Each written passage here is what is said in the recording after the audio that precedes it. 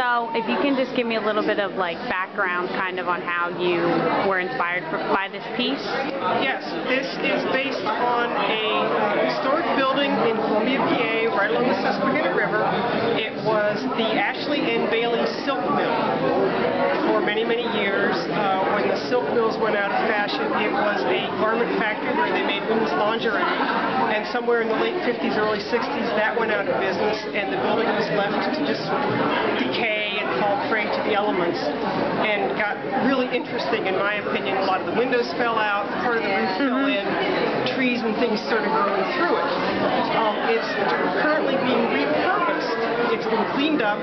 Half of it has been turned into a tourist attraction for the Turkey Hill Dairy. And so this is when I found it really interesting, is that moment when it's about to be repurposed, but it still has a lot of the signs of decay.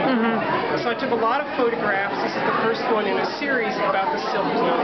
And then I used silk screening process and also digital printing of the photograph to surprise me. How many pictures did you take Well, and I choose this probably one? have several hundred pictures of all different kinds of Right. perspectives. Okay.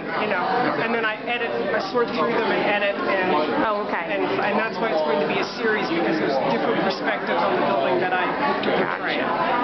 Rick was telling me that you are very into like social media and kinds of things like that.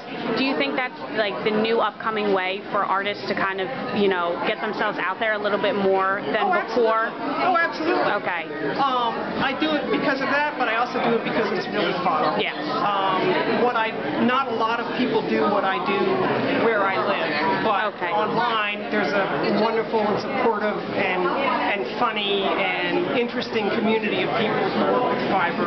Okay. And so being on Facebook, Twitter, Instagram, the whole, I'm everywhere. Yes. I blog pretty extensively. It's a really nice way to stay connected with like-minded